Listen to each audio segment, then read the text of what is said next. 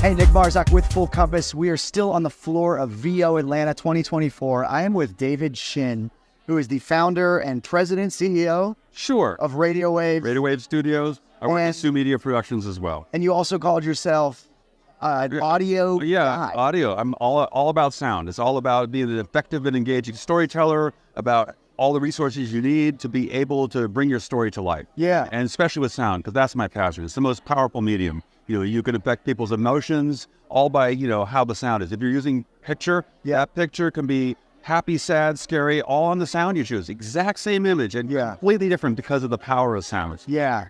So how did you come into this? What was your background? Were you always an engineer? No, I was a consumer, and I was really, I enjoyed actually listening. And I started really young because I got a job when I was 13 for a summer youth program to keep kids out of trouble. And we were setting up all the sound equipment for like street fairs and concerts in the park and all that. So I learned the microphone and the speaker and everywhere it could go wrong in between, and how to troubleshoot problems. And I was listening to content. I was not happy in the work I was doing. And there was a radio station that was putting on the content. And I thought, I really got immersed in it. And then there wasn't any. Well, I called up the station. I said, "Why don't you put this on?" And the guy goes, "Why don't you put in a program proposal?" I go, "Me on the radio? I don't think so." Yeah. 3 months later, I go, "You know what? Why not?" Okay. So I went up. I already have the voice for it. Well, that's the thing. Yeah.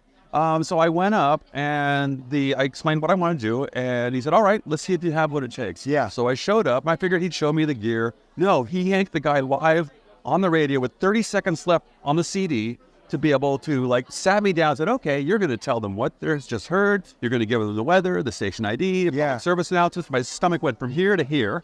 And I was like, that sink or swim moment. I'm going, all right, I'm going to go for it. And I went for it. And the sweat was, really up on my forehead. And I went for my second training. And he said, "Okay, you have a slot."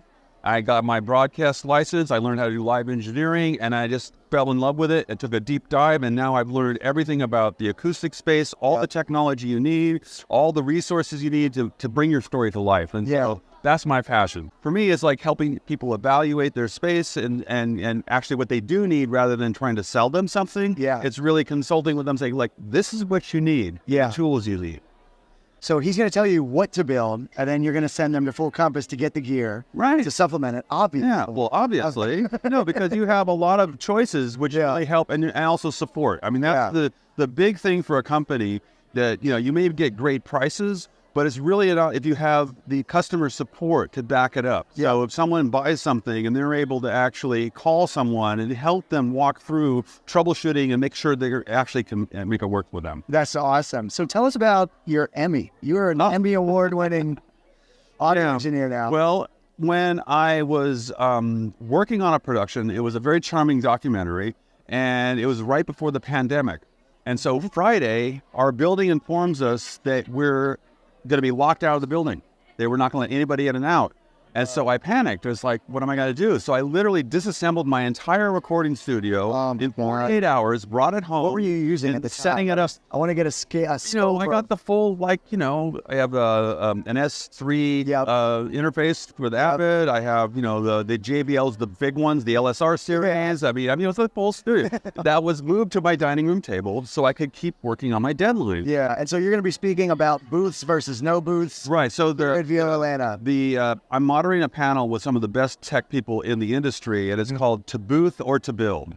And so when people, I must see it, and you don't always need a booth. Yeah. It's really evaluating your space. And so I'll give them a free sound level testing program on their phone, and they can walk around the house and see how noisy the different rooms are, and to help them evaluate what they actually need. Because I'm not trying to sell them anything. Yeah. I'm trying to basically consult with them, say, hey, this is what you need. Yeah. And I dealt with all 20 different booth manufacturers. Yeah. Everything from a moving blanket on a curtain rod to an industrial tank where each panel weighs 800 pounds.